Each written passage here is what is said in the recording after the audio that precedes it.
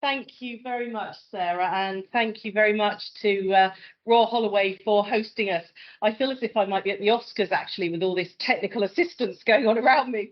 So for those of you that don't know me, I'm Sarah Jane Chimbwandira. I'm the Chief Executive of Surrey Wildlife Trust, but I'm also actually the Chair of the Surrey Nature Partnership. And this event today, really kindly hosted by Royal Holloway, is a joint event between the Wildlife Trust and the Nature Partnership. Some of you may be familiar that the Nature Partnership puts on an annual planning event very specifically aimed at supporting planners and ecological consultants in understanding where the latest policy is. And we will be doing our usual annual event, I think, in about February, March next year. So look out for that one. And this event today is a little bit of a teaser in between, just because the arena of biodiversity net gain is a really fast moving one. So we thought it would be really helpful just to give people a little bit of a chance to update in terms of where we are.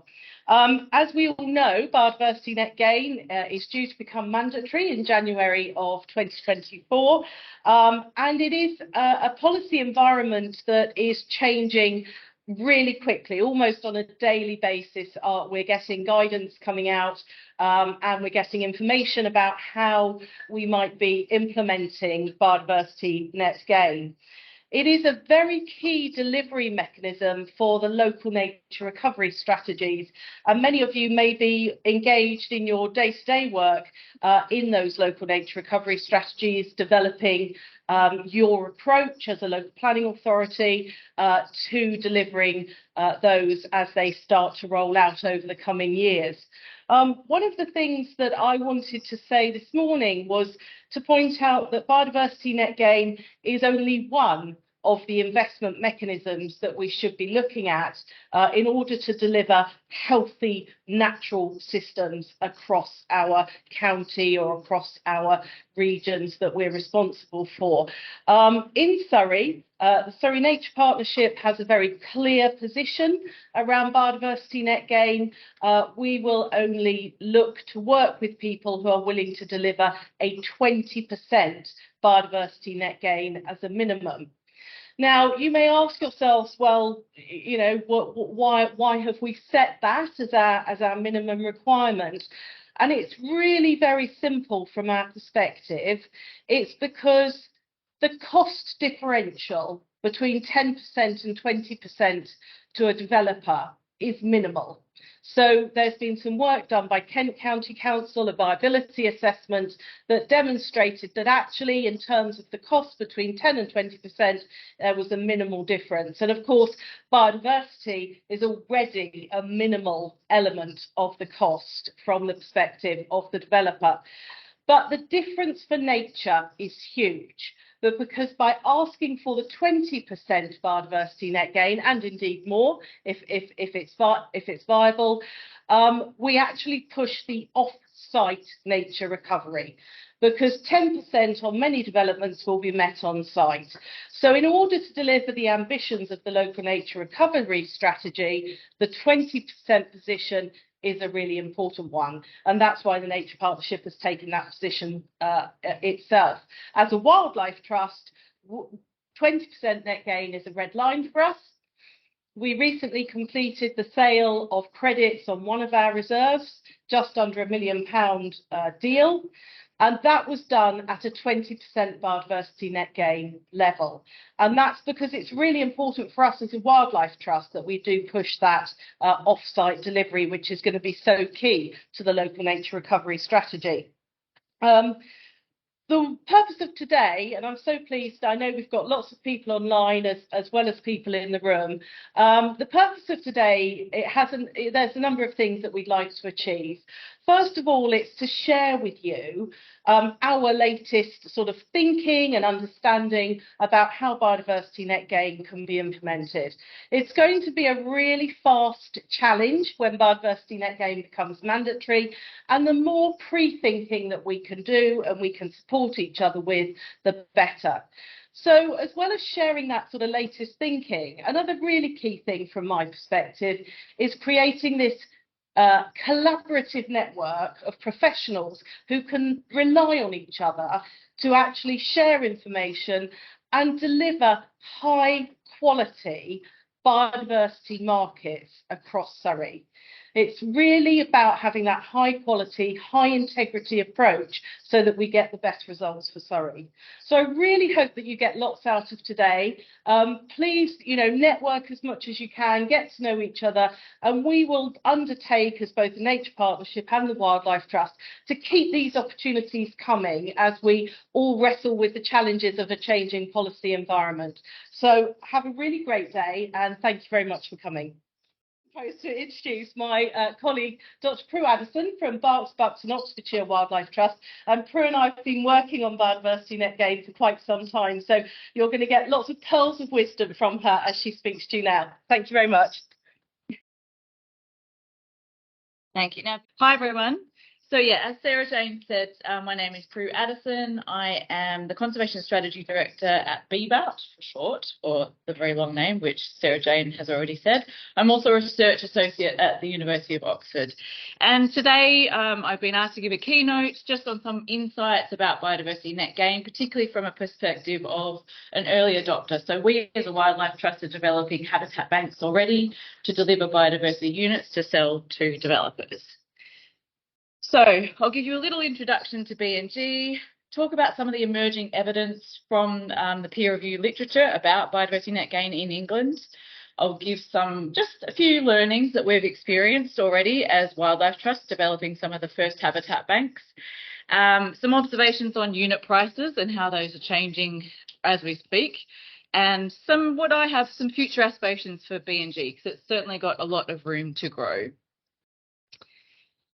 So biodiversity net gain started as a compensation scheme. It is essentially to leave the environment in a better state than when it was before, after development has happened.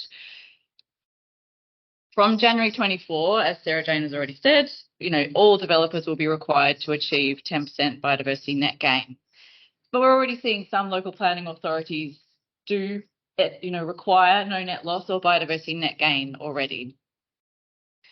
So it can be delivered either on-site, off-site, or through this national statutory credit scheme. So there's multiple ways that developers can achieve that 10% minimum biodiversity net gain. So the on-site and off-site for BNG will need to be legally secured, managed and monitored for a minimum period of 30 years. And DEFRA are expecting, this is now a few years old, so actually we need to check whether, where their latest thinking is on this, but they are expecting that biodiversity net gain will create about 5,500 hectares per year of habitat creation, and leading to about 200 million per year of revenues that feed into that habitat creation. So that's unique for conservation. So that's a very unique situation that we find ourselves in, that there could be a whole lot of money flowing into habitat creation, and actually finally compensating for the loss of habitat through development in England. So this is a slide from Natural England. I've got the source at the bottom of the screen. It just explains, a few things about how biodiversity net gain works. So there's a mitigation hierarchy that sits behind it. I'm sure I'm speaking to all the converted here. This is all about, first of all, avoiding, then minimising, restoring, and then offsetting any losses. So it's super important that those steps are followed, the mitigation hierarchy is followed. Traditionally in other countries, we have seen no net loss, which is basically just, whatever is lost, make sure it's replaced. Sorry, net loss at the top, and then no net loss, which is just break even. And now we're moving into this situation of 10% biodiversity net gain or higher, as Sarah Jane has said, which is really about, putting the environment in a better state than it is right now. Natural England have this ambition for biodiversity net gain to go far beyond a compensation scheme just for development, and they really want to see, the support of nature's recovery, so the creation of more bigger, better and joined up habitats. There's also an element of people and places, so there's a social element to biodiversity net gain. There's an economic element, this is all about creating green jobs and actually getting money flowing through, environmental projects. all the way through to helping support our adaptation to climate change through nature-based solutions. So Natural England do have, quite big aspirations for one scheme to be, like solving all of our crises all at once. So if we turn to the scientific literature, there's some research that's coming out of the University of Kent and Oxford over the last few years. This paper here in Conservation, led by Sophus Sue Ermgassen, with Joe Bull and a number of other colleagues. They thought, well, very thoughtfully a few years ago, let's try and track what's happening already with biodiversity net gain and no net loss in England. So let's look to some of the early adopter local planning authorities, of which there were 6 back in 2020, that were already requiring no net loss or biodiversity net gain. So they had a sample of 55 developments, and they were looking at various aspects of what's happening, how is biodiversity net gain playing out for those developments. Essentially what they've found from those 55 developments is that most construction is happening on cropland or pasture. This is really important. So at the moment, compensation, so when a development occurs, there is a loss of habitat. And when that compensation happens, it is the amount of urban surface and the loss of green space. There's an increased urban surface and decreased green space because you're going from low quality habitats to potentially higher quality habitats, but you don't need as great area. So the green space is actually reducing. So that's important and slightly scary. And they calculated this equates to about a 34% reduction in the area of non-urban habitats.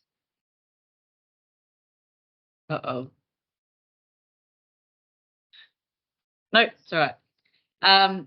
They also found, as Sarah Jane said, what we're observing already is that when you look at the on-site versus off-site amounts that's happening for the delivery of biodiversity units to achieve biodiversity net gain, actually only 7% of the biodiversity units are contributing to the off-site market.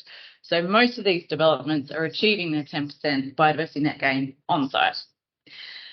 Now, the issue with this is that the majority of those units are on a development footprint. They will not need to be registered nationally. They're not going to have the same scrutiny, enforcement or monitoring as what is required for the off-site, based on the information that we have at the moment about how the regulation will play out.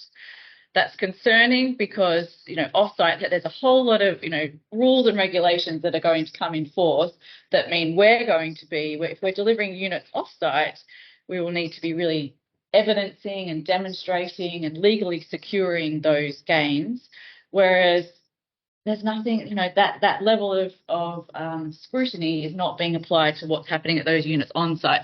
So my question is, if we want to achieve at least 10% biodiversity net gain across the whole country, how on earth can we measure that if most of the units and most of the gains are not actually even being enforced or monitored? Now, they updated their research. So this is a paper that just came out at the start of October in 2023. So it's still the same research group, same database. It's been updated now to another year of data and now 152 developments. And what they found, again, supporting what they found in their first paper, is that generally big developments and energy infrastructure can handle achieving biodiversity net gain on site.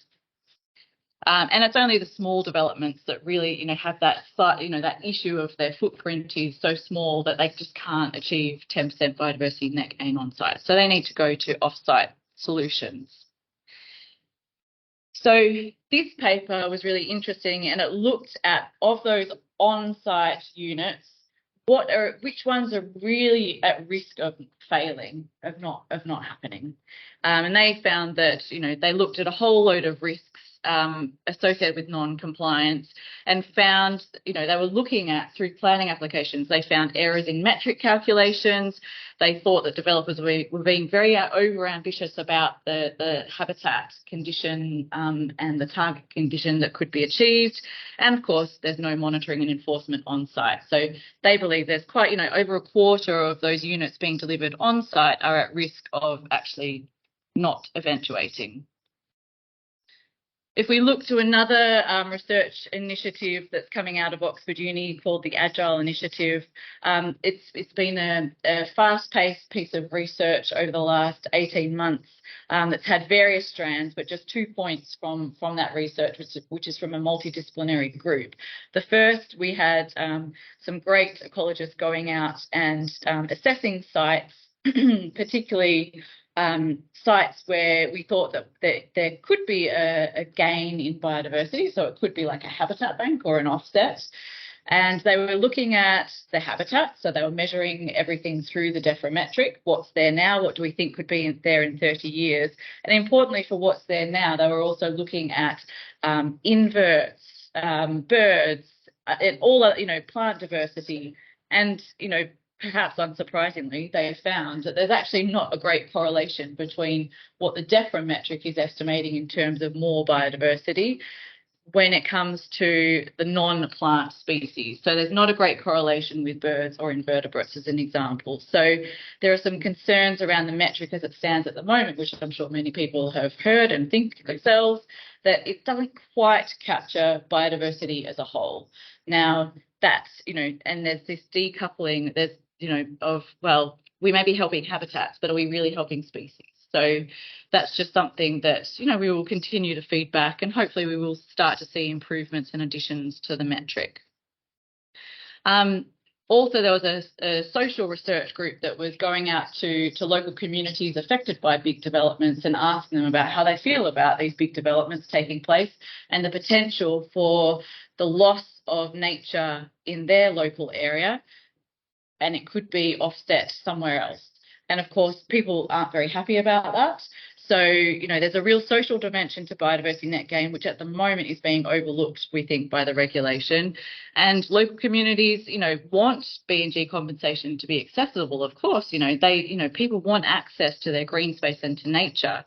But they generally don't trust the planning system or developers, and they really want to be consulted in what those B&G measures should be, because it's, that's where they live, which is very understandable.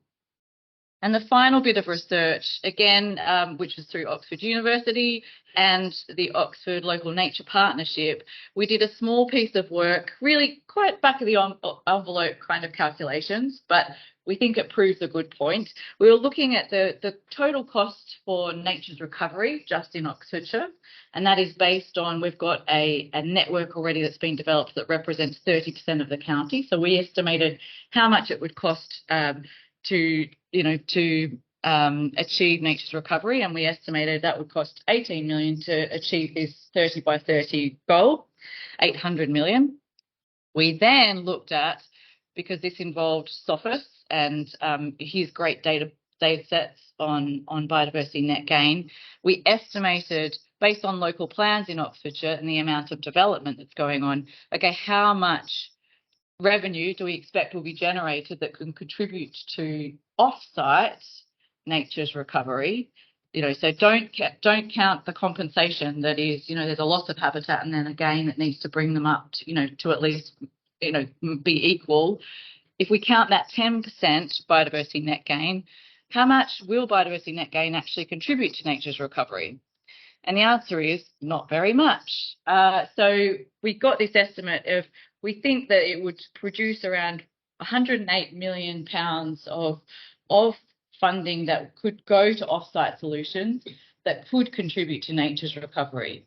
Now, the reason that we did this piece of research was to really show that biodiversity net gain is not going to solve nature's recovery. As Sarah Jane said, there need to be multiple environmental markets going on to actually support nature's recovery. So now just a little bit from some work that we've been doing with other wildlife trusts. So, BBAT have been working with Cheshire, Warwickshire and Surrey and Finance Earth. We've received funding from the Natural Environment Investment Readiness Fund. We were looking at a financial model to develop large sites that could deliver off-site solutions for developers, to sell units to developers that require these, units from off-site. And we were looking at an investment model where you get investment that comes in to a habitat bank that allows you to start to develop and create habitats on a site. You then sell units to a developer, and that creates a revenue stream for you to be able to pay your investors back.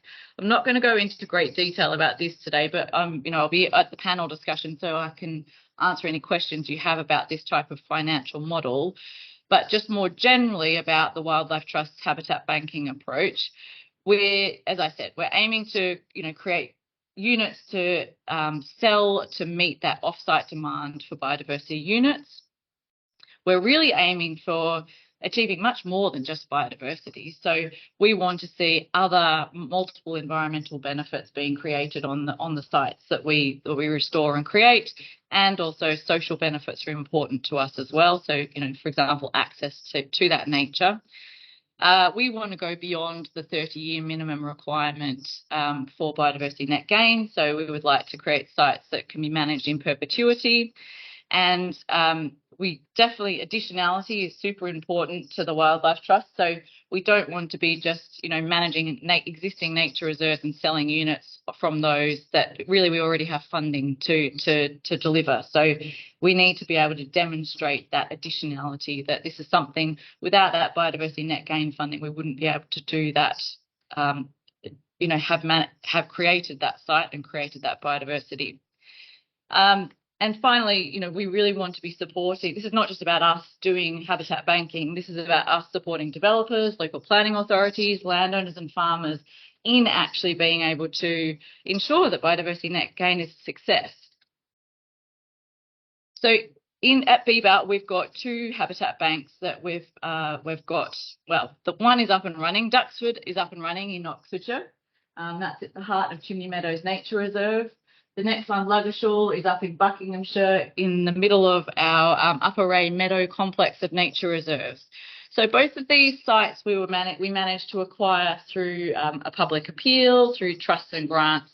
These are very strategically important sites for us that complemented our existing nature reserves. And for both of these sites, we're applying a nature-led approach. So we're letting nature take its course in terms of what habitats start. We'll manage it in a fairly light way, but it's about, allowing nature to come back, habitats to re-establish. Most importantly, because these are both connected in with existing nature reserves, it's super important for us to be able to support that, the greater functioning of ecological processes at that landscape scale. Supporting both habitats, so that's particularly as measured by the biodiversity metric, but also species we're thinking about, so going beyond the metric, and improvements in natural capital. So these are things that we're thinking about to really go above and beyond the minimum regulated requirements for biodiversity net gain. Now, as I said, I touch briefly on some observations about unit pricing. A few years ago, £10,000 per biodiversity unit seemed like quite a lot. Now we're seeing prices start anywhere from 25,000 and going well upwards.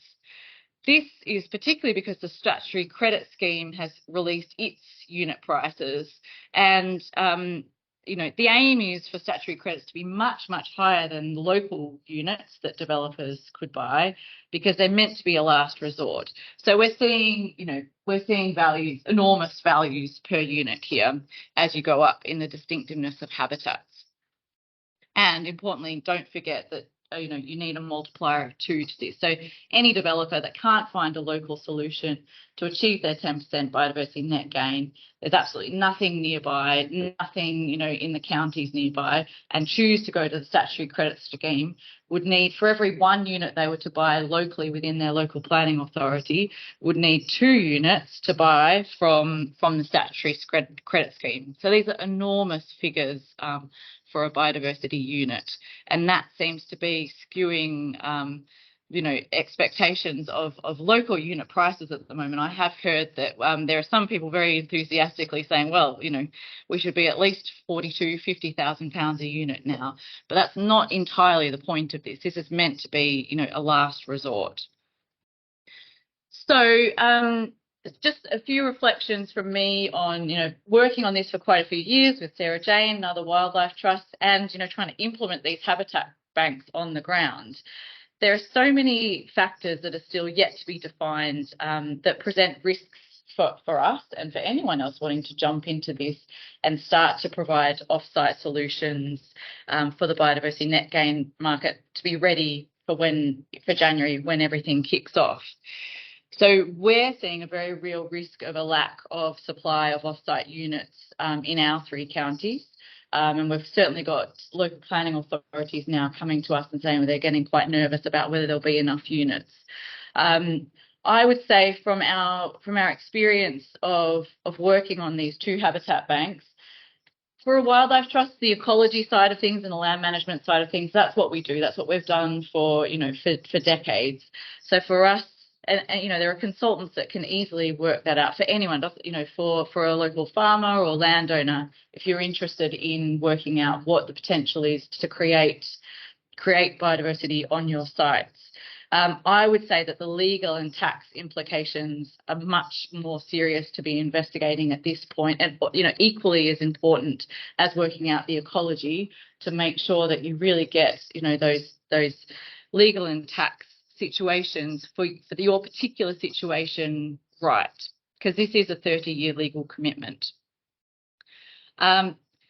We started off a few years ago thinking we really wanted to be able to do true habitat banking, which is invest in creation of habitat now, wait till the habitat actually eventuates, and then sell units, the realised biodiversity that's tangibly there.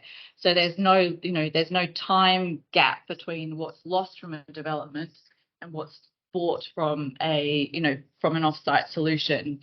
It's just too speculative at the moment to be doing that. So at the moment, we're looking at a mix of selling some units up front and maybe withholding some back to sell in the future.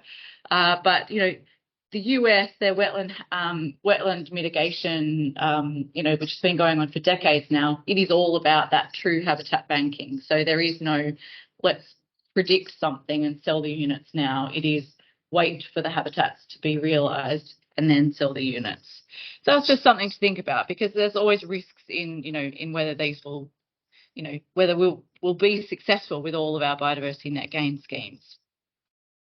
I personally think that local planning authorities certainly could, benefit from working together a lot more, growing their ecological capacity, thinking about legal agreements, Section 106 agreements. If, we feel as though we have to enter new discussions, from the very beginning each time, it would be great to have a whole lot of templates shared amongst LPAs of what a good Section 106 agreement looks like to legally secure off-site biodiversity net gain.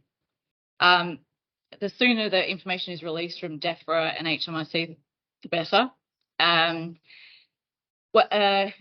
We think that, as that research from Oxford Uni showed, biodiversity net gain is just one piece of the puzzle in terms of supporting nature's recovery. We think that there's much more that's required, beyond biodiversity net gain, many more markets that need to be explored.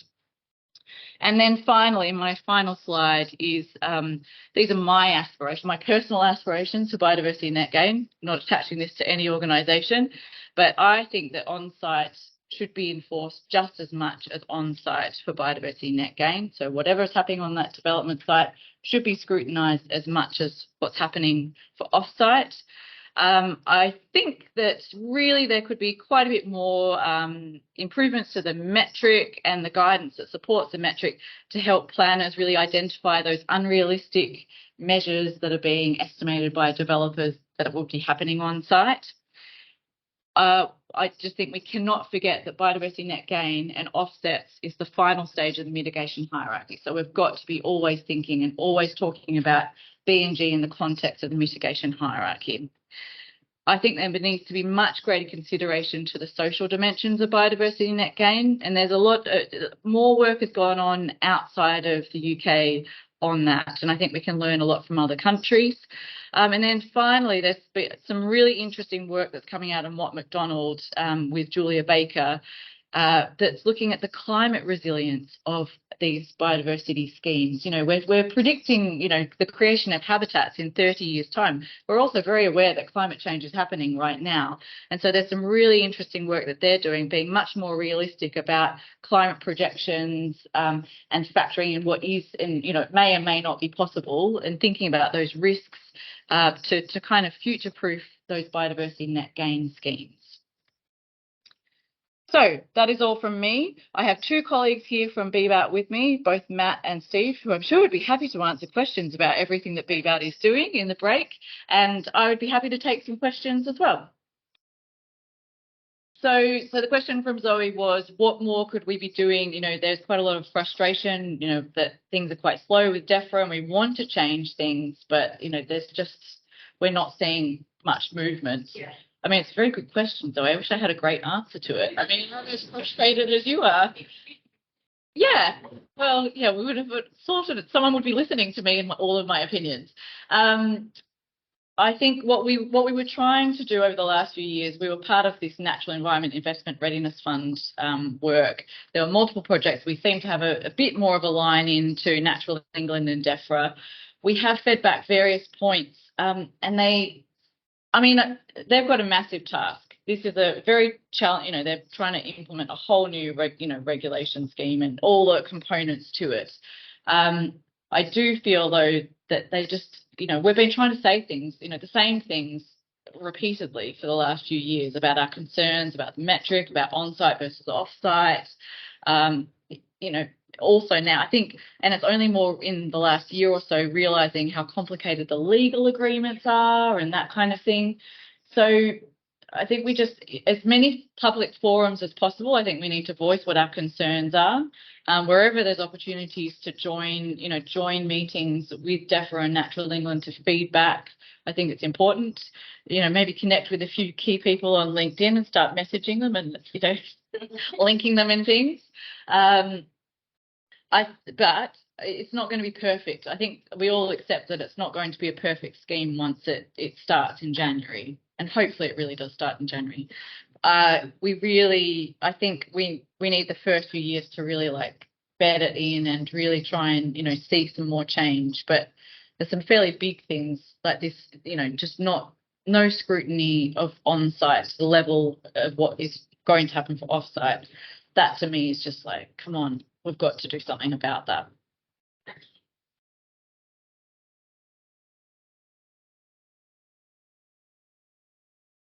The question was about this issue of habitat banks and not being able to you know, start them off in that true way of getting investment up front, and whether we could link them to the statutory scheme and whether that could help fund habitat banks. Yeah, it's a great idea. I think my impression is that this concern about, you know, is there going to be a pipeline of projects? I'm not sure if DEFRA are really that concerned about it right now. I think some local authorities are just starting to clock it, and it may take a while, but possibly I think someone's going to have to do something about it in the first year or two. If it does play out as we predict, that there's just actually not going to be many local units available, all ready to go. That's the thing. There's a lot. You know, I would say it takes a good 6 to 12 months to be ready to sell units in the market. So yeah, quite possibly the statutory scheme is a way to help fund that. But again, I think we have to wait and see, and yeah, it's not very satisfying, but to be able to prove our point that, you know, there is a lack of pipeline and we need something else to help pump prime that. Of course, there is, you know, and the work that we did with Finance Earth is all about the role of investors in helping kickstart these things. So, you know, that's a big, you know, we hope a big role. There's a new UK Nature Fund which is coming out, which is designed to help pump prime these projects so that they can get started, and then the risk is shared between the investor and, you know, and the habitat banking provider. and they're just, we're going to see a first cohort go through of projects go through with investors now-ish, well, in the next few months, to see how that works. So hopefully that, that's another promising avenue, which is what DEFRA, that is their intention, to get that private finance flowing into these nature markets.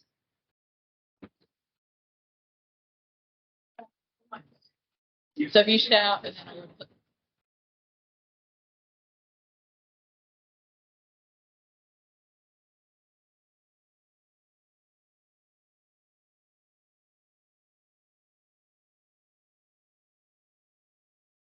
So there is sharing that's going on.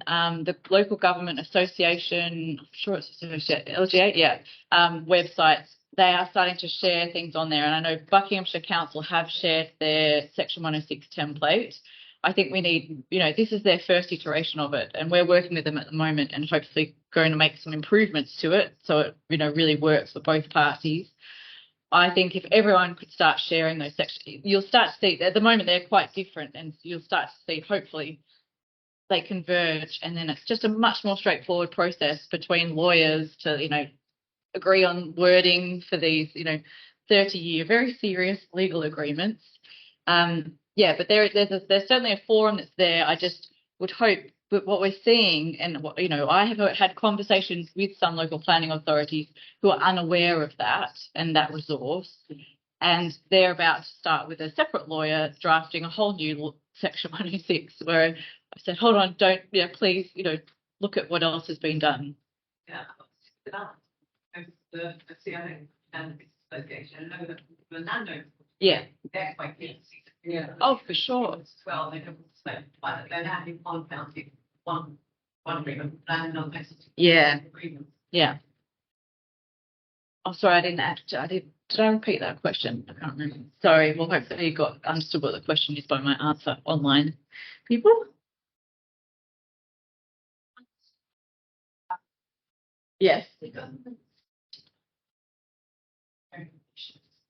And then they should be. So the question is, presumably the opportunities from managing to spend and speed. And how are these opportunities made? How do we make these opportunities become because I think they struggle already with, all the funding opportunities that are out there that don't necessarily know about. That's a great question. So the question was about hedgerows specifically, and the government has an ambition to really increase hedgerows nationally. What is the role of farmers and landowners in potentially being able to use biodiversity net gain funds to restore and create hedgerows? How could I agree that they? This is a very complex, situation for them. They're dealing. They're still. I mean, there are still farmers and landowners just waiting to hear what is the full environmental land management scheme, the full suite of options for them.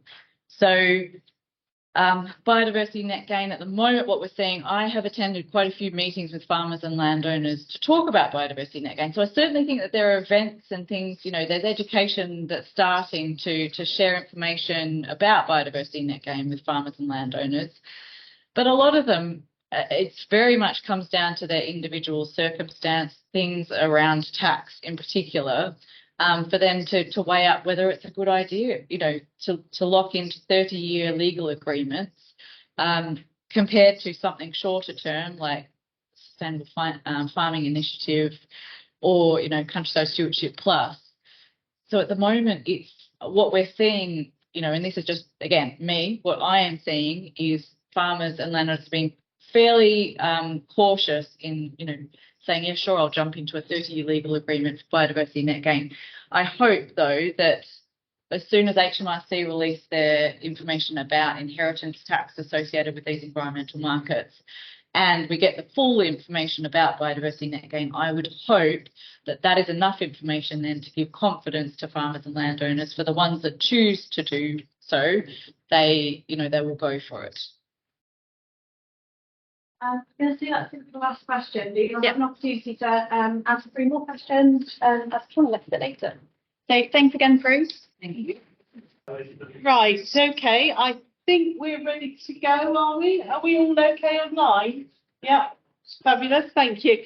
So I hope you all managed to grab a cup of tea or coffee and so on, and we'll get going with the next session.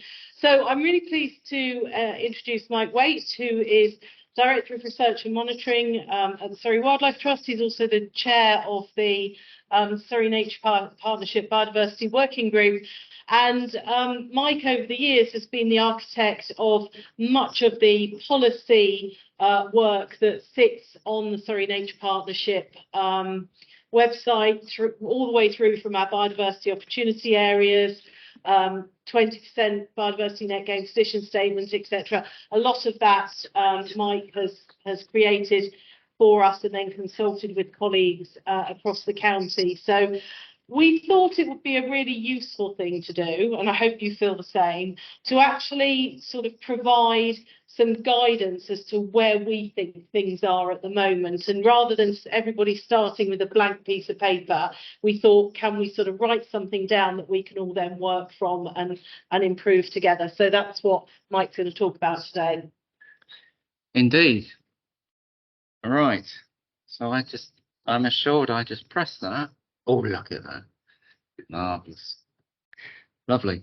And we've lost that little window, which I thought was inviting us all to defenestrate ourselves socially out of the window. Is that what it is? It's gone now. Well, that's great.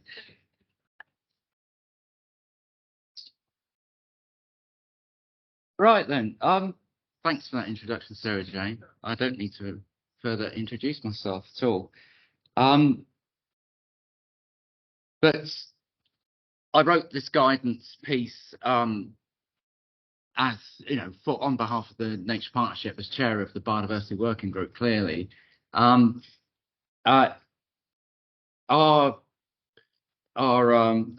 Nature Partnership's been active since the start of local nature partnerships, and we very much try to assist, as one of our primary duties in that nature partnership situation is to assist our planning and local planning sector with expertise in the biodiversity and planning area.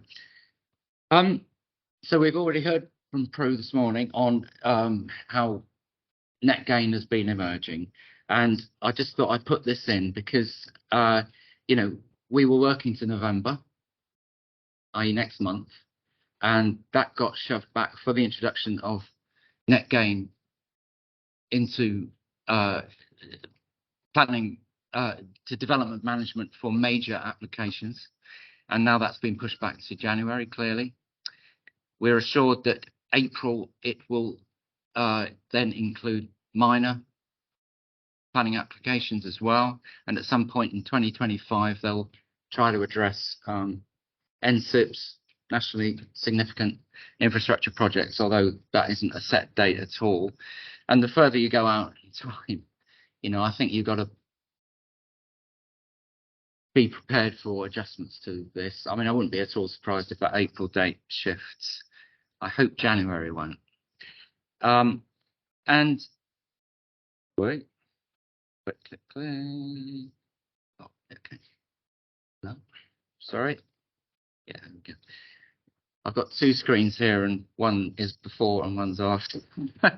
Okay, so that portal is where everything is being announced. It's a blog portal on the gov.uk website, and everything is being announced through that. It won't have the actual documents there, but it'll be signposted from that place there. Now, just last week we had some additional stuff come into that. The week before we had some definition around irreplaceable habitats and what habitats are considered irreplaceable. But just last week we've had some draft templates for the biodiversity game plan. I was a bit underwhelmed by that, I've got to say. They didn't even have a bugbear of mine, didn't even have page numbers on, which kind of shows you that it's symptomatic to me of, people are a bit on the back foot up to this deadline now, pushed out to January even. And so there were a number of new terms introduced, actually, I thought, in the stuff that came out last week that, you know, hitherto we haven't really seen those terms to date. So immediately putting some question over needing fuller explanation. Anyway, so this is the document that we came up with, the partnership that is for our planning sector, primarily the main audience for this document, our planners, in October. And it is trying to continue that assistance we're giving to our planning sector, just to assure them that we're there for them, because I think we'd all agree, you know, it's coming up very fast, and the people on the coalface for this, which is the local planning authorities, it is a planning being. Let's not forget, biodiversity net gain is a planning. The Environment Act, I'm going to come on to this, put an amendment into the Town and Country Planning Act. It is a wholly planning matter. So the local planning authorities are the prime people in the hot seat, the regulators for this. But yes, they've been given some time to get prepared for it, but it's still coming up very fast for them, and they are probably still underprepared. Vicky, while she was an intern for us over the summer, did a very valuable piece of research, talked to all of our representatives for all our local planning authorities, and this was the central message. They were very worried about the resources they would need, the additional resources they would need to regulate biodiversity net gain properly. So, yeah, so that's the document. This is its contents page, and today I'm going to talk about alignment with other new LPA duties coming out of the Environment Act, pre-submission advice, something on that, necessities for validation, because, well, that's, you know, it's to validate or not to validate, really, because then your clock is ticking in the planning development management situation. And then if we've got time, I'll say something about the strategic significance defined for Surrey, because strategic significance is a local matter. It can be set locally. The whole point of it is that it is in alignment with the local nature recovery strategy, which is a local matter. So, oh, what happened then? I lost the blank thing. Never mind. So the Environment Act is 2021 is where all this is coming from. And, you know, you've probably seen it. A lot of you have seen it. It took a long time emerging, but we got it eventually.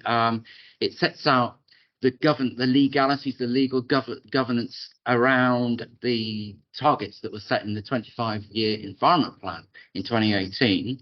It also sets up the Office for Environmental Protection and how that is governed. Part 6 is Nature and Biodiversity. This is where we see the amendment to the Town and Country Planning Act, which introduces mandatory net gain, the subject of today's seminar. Also requires local nature recovery strategies, and there's an amendment, significant amendment to the biodiversity duty on all public authorities that originated in 2006 with the Natural Environment and Rural Communities Act. So let's look at each of those in turn and how they dovetail and align with each other. So firstly, local nature recovery strategy. Sorry, this is very Surrey-centric here because I'm conscious that we've got people from all over. But it's not necessarily the case, because obviously we've got metropolitan authorities, things like that, but mostly it is the county councils that are the responsible authorities, capital R, capital A, that are responsible for, charged with legally producing local nature recovery strategies. And they are supposedly, you know, they must align and seamlessly align with their neighbouring counties. There we are, responsible authorities, Surrey County Council in our case. Supporting authorities is also a defined role, and all district level authorities are supporting authorities. And along with a host of other people as well. But all boroughs and districts are supporting authorities. It behoves them to get involved with the local nature recovery strategy, because BNG, biodiversity net gain, is an intended, integral delivery mechanism for that piecemeal land use change that's controlled through the planning system to deliver the outcome of the local nature recovery strategy.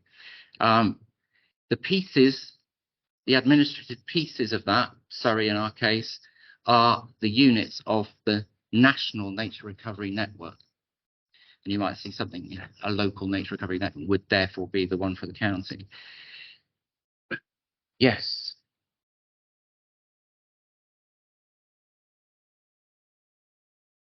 So let's have a look at that duty change as well, because this is something that's kind of lurking in the background. We're all very focused on net gain. But this is the other thing coming out of the Environment Act that really fundamentally affects all public authorities, especially local planning authorities. So I don't know if you saw that was a very quick change, but the Act very sort of disguisedly just introduces those two words, and enhancing, in there. It puts that into the duty, the bold duty every public authority must, in exercising its functions, have regard, blah, blah, blah, conserving and enhancing biodiversity. But that's not all. It's much more prescriptive on what that duty really now entails. It was very unprescriptive. And I think, it was generally agreed that the intended outcome of the duty way back in 2006 has been a very slow burn, if not, maybe even extinguished, in some parts of the country. It hasn't had the effect that it was designed to do. So because there really wasn't a lot of definition around what that, you could say, well, we've thought about it. But this is far more prescriptive now. Those are the three kind of headline deliverables that every public authority has to think about. And actually, can we go back? How do I go back? Oh no, you're going forward. I know. I know. All right, Vicky to the rest. Vicky, I think you should offer. Yeah, to that. Yeah, that date. Actually, A of those is supposed to be completed by the end of this year. How many local authorities are doing that, or even thinking about it? So what actually this means is, for those of you old enough to remember the old biodiversity action plans, habitat action plans, and all that coming out of, a local authority should probably produce a biodiversity action plan. It's come back round, at least a strategy of some sort to evidence their consideration of these three things. In Surrey, we've got two of our boroughs have got biodiversity action plans, Epsom and Ewell and Feltham. So well done them. They're quids in. They're ahead of the game, because and Waverley have actually gone about trying to think about this very recently as well. But that's really what they're going to have to come up with as biodiversity strategy, and and that can then consider how biodiversity net gain will operate in that local sphere and do its bit in nature recovery, which is, after all, what's intended. Right. Now, I want to move on to pre-submission advice. Now, this diagram is already out of date. This is lifted from a Natural England presentation, but it's out of date, because we were talking about this in our most recent biodiversity working group meeting back in September. This notion that the regulation of net gain, where it comes in the planning application process,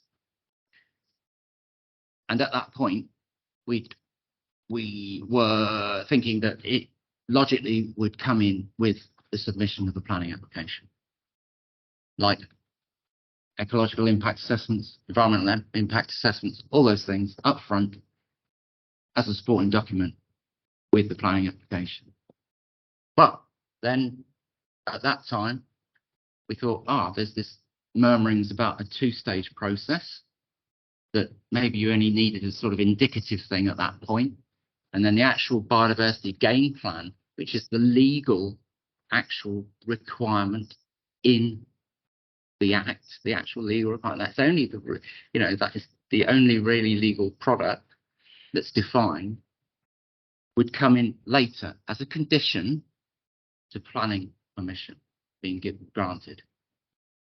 And, that caused fears and things like that. But you could see some slight logic to that, because why would you go down the road of lots of agreements between providers of habitat credits and all that kind of thing if you were still in a place where you didn't know you were going to need it because you didn't know you'd have planning permission? So you could see that in a way. But so many, sorry, I'm sort of figuratively moving either side of the planning permission process. But so many of the determination factors for me, at least, and I'm sure a lot of you, a lot of the determination considerations for whether something should get its planning permission or not are so connected in to the deliverability of their net gain that that doesn't make a lot of sense for me. And it worries me a lot, because in what came out on Friday, it was confirmed. Net gain plans will only need to be delivered for approval as a condition to a planning permission post determination, with no hint at this stage, at least, of there needing to be any indicative information on net gain at the planning application stage, which is kind of weird in a way. So that's why I put that arrow, because it shoves it down. Let's not get too worried about that at the moment. Maybe we'll have questions and discuss that later. So anyway, pre-submission advice.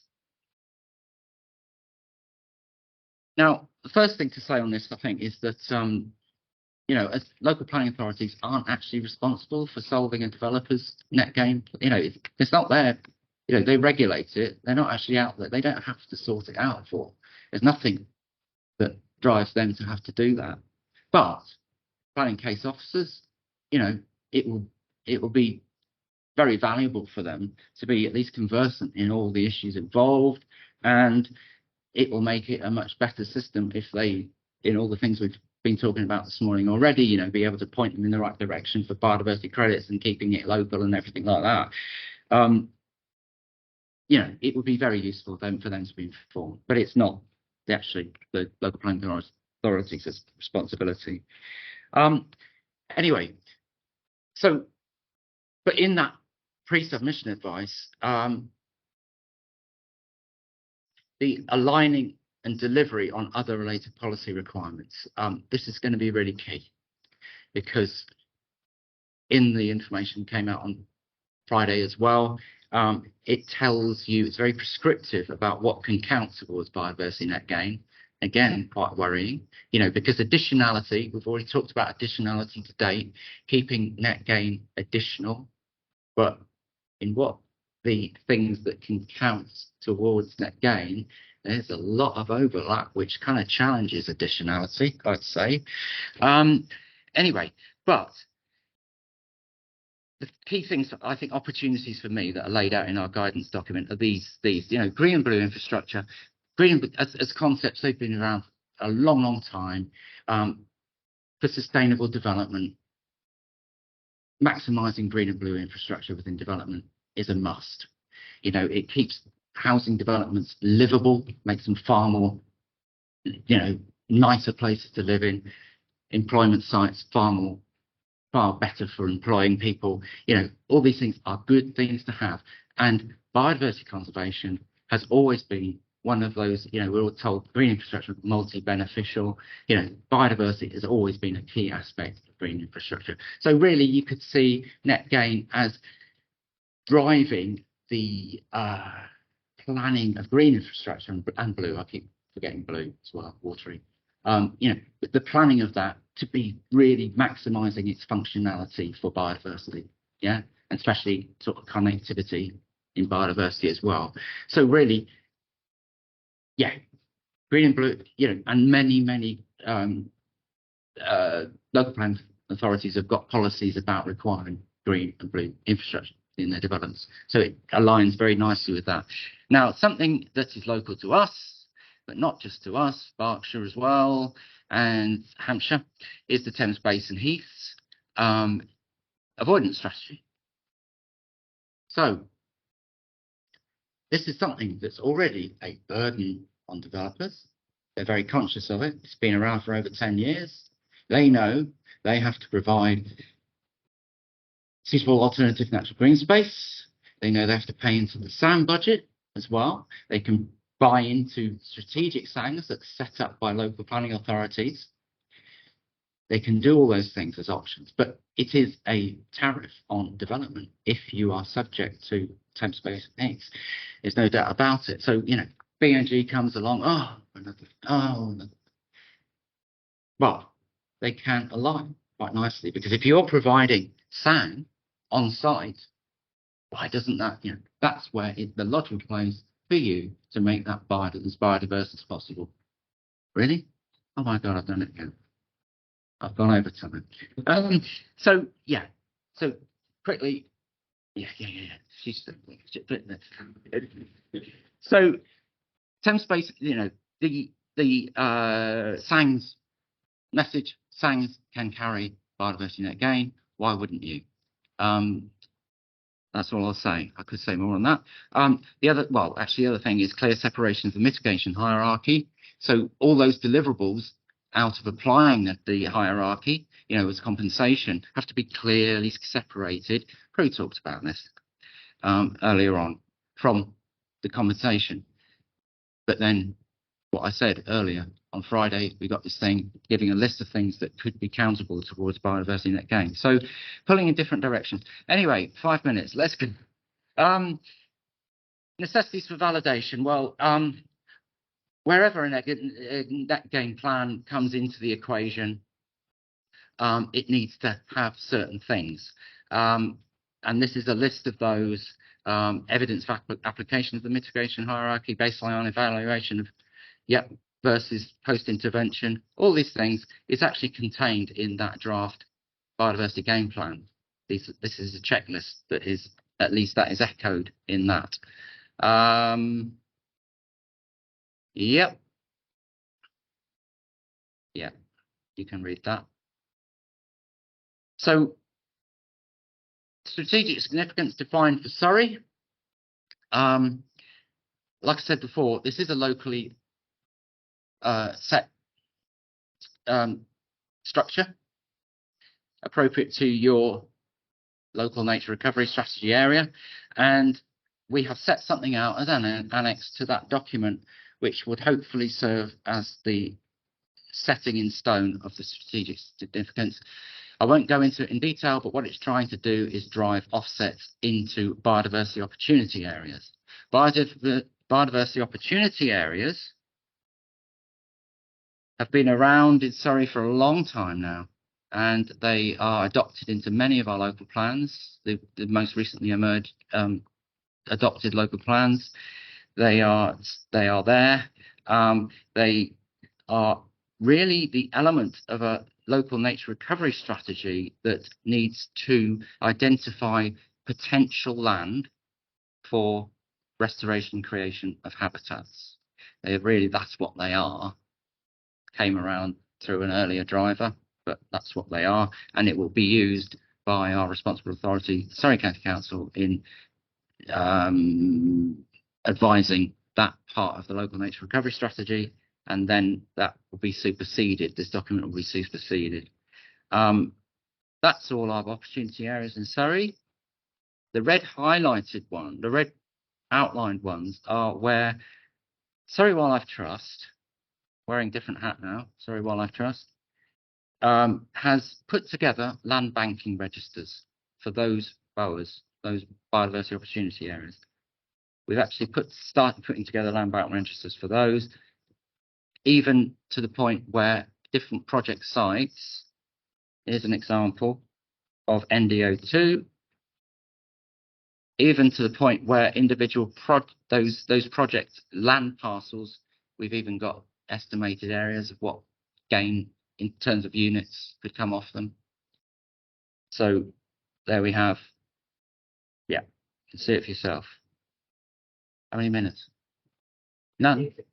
I've gone over. I said you'd have a bit longer. Oh, thank you very much. Just like, no more than 5 minutes. Oh, right. Well, no, I'm nearly there now. So that is an example of a land bank register in process, yeah? To show where the thinking has got to, really, in our county, at least. Now, a little case study, just to round things off. All my animations, never mind. So what we've got here is, it's a development, a real development, real world development, and this isn't a case study in the sense of net gain has made this happen, but if you were to look at it now, this is how you would retrospectively fit net gain into this. So that red line is a development site in a green belt. It was a green belt release. Guildford Borough Council is GU, Guildford, local plan, site allocation for 135 houses. Yeah, made a necessary hole in the green belt to accommodate that. So that all went ahead. The green lines were retained, green infrastructure on site, mitigation hierarchy requiring that. Also, this parish has a neighbourhood plan and it's identified wildlife corridors. And so a wildlife corridor, I haven't got a cursor. Anyway, came through that woodland, that ancient woodland you see to the south of that came right through there. So they were required neighbourhood plan, but you know, they maintained that green wildlife corridor through there. So that was good. Now, that big green blob to the left it's also subject to the Thames Basin and Heath Avoidance Strategy. Wisley and Ockham Commons, only 5 miles up the road. And a strategic sang, not anything to do with the local planning authority. This was the land bank owning this sang. Was set up on arable land to the west. Surrey Wildlife Trust are managing it under contract for biodiversity. The whole of this, oh, there we go. Oh, yes, it works. So the whole of this is in one of those biodiversity opportunity areas, TBL02, Thames Basin, Lowlands 02, planned under Book and Parkland, and that has targets, specific targets for wood pasture and parkland, wet woodland, what have you. And here, that sang has, the trust, because we're managing it, have started habitat restoration, creation, kind of balance in between of those for the eventual manifestation of wood pasture and parkland on that sang. So it all works in that sense, yeah. And the development obviously bought into that sang provision on the west. Right. Just some nice pictures of that development. The sang's called Horsley Meadows, or Long Reach Sang, we call it. It's Fakem Homes development, by the way. And look, they've put in hedgerow highways. I was very impressed with that. So, I think that's it. Jack Thompson from RSPB was asking about, you know, my point about suitable alternative natural green space carrying net gain and how that would conflict with sang's primary purpose for recreation and or specifically, are there any examples where an existing sang is being eyed up for not but also then boosting its net gain, and if that's going to be a clash? So my answer there, Jack, was I don't know of any specific examples where that is being, where an existing sang is being fancied for that. I can see it probably happening eventually, especially if we're short of credits and things like that. But what I would say is that, SANGs are primarily designed, they have certain deliverables by Natural England. They've got to have a circular walk. Their very area extent is driven by the number of houses and that kind of thing. So any squeezing of the access across that is probably going to be a bit of an alarm. If it compromised the circular walk, that would be a problem as well. So obviously those are considerations, but the principle of having a suitable alternative natural green space that is biodiverse, as biodiverse as is possible, given all the caveats of keeping it accessible, blah blah blah, is a no-no. It's a given for me. I mean, I was going to say that in the early days of SANGs, Natural England actually didn't want them to perform for biodiversity, somewhat counterintuitively, in my opinion. We had all these targets for nature recovery and biodiversity, what have you, and the opportunity presented by a piece of land becoming a venue for better wildlife connection with people. In theory, why wouldn't you make that as biodiverse as possible? It didn't care. It made no sense to me. I could see why Natural England were worried about that. They could see that if you created heathland on a sang, and the schedule birds, Dartford warblers, then colonised it, it couldn't be a sang anymore, because then they'd have the issue just transferred over there as well. But I can see that. But needless to say, Natural England don't pursue that anymore. The squeeze on land is such that they can see that and Guildford Borough Council has led the way in actually putting in their local plan, adopted local plan, that SANGs can carry biodiversity net gain. Yeah, can I just elaborate on something that I didn't say? So in the stuff we got on Friday, the sort of aspects of land management that can be counted towards net gain, there is, like I was saying, there is quite an overlap in those things, which kind of challenges the whole concept of additionality for me. Some of them specifically, it says green infrastructure, which aligns with what I was saying, but things like deliverables on river basin management plans, things that you would think would be sufficient drivers in their own right, that they would require stuff that then wouldn't be conflated with net gain. There's a few quite worrying items in that list for me. But SANG revision isn't one of them. I think that's a very viable option.